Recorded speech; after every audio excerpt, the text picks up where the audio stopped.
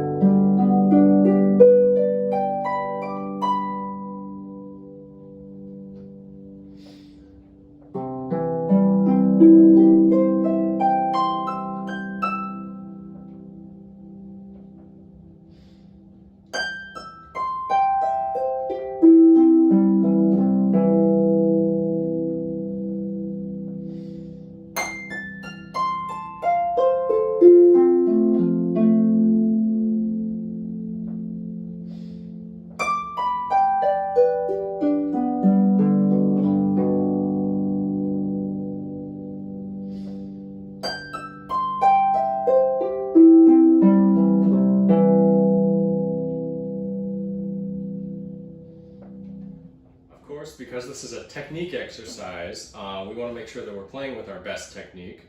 So you always want to make sure that you're closing your fingers all the way after each note. So make sure your fingers are hitting your palm, and then your thumb closes all the way down.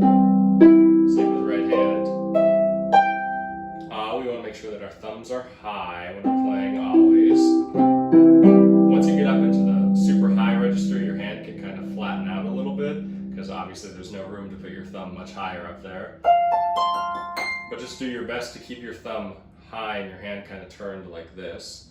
And finally, one of the, I think, more challenging things about this excerpt, or this technique practice, is the turnarounds at the top and bottom of the arpeggio. So once you get to the top, you have to go back down to that E. So what we do is you play that second note, and then as you play your thumb, you put your second finger back onto the E.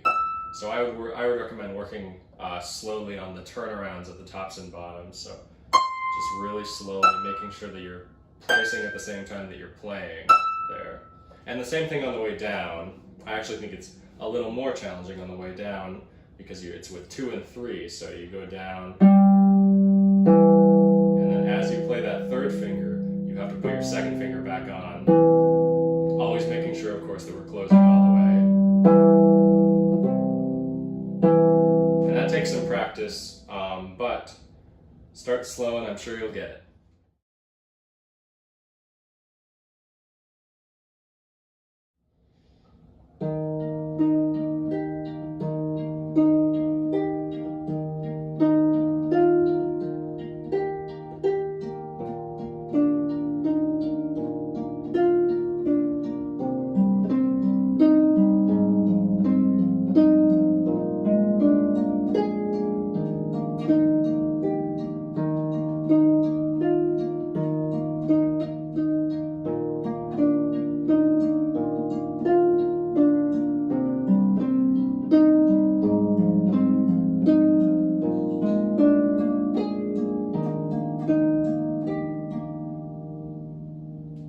So I think that there are actually a couple ways that you could play the required piece, the Menuet, on your audition. The way that I played it was I had the left hand take only the first beat of the measure, and then the sort of rocking part I stuck to the right hand. But you could also, if it's more comfortable to you, it's all about what you find easiest and most comfortable. You could put the first 2 notes in the left hand and have only the melody in the right hand, kind of how it's written in the first couple measures. So you go.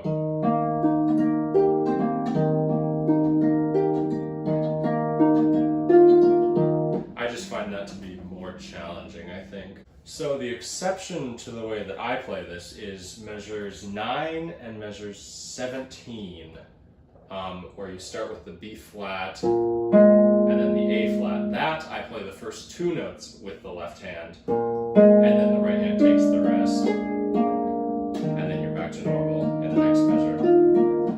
So as to how I would go about practicing this minuet, what I did was, of course, slow practice with a metronome. Set your metronome to something that you can play the piece at, and then gradually work up the tempo as you get more and more comfortable with it.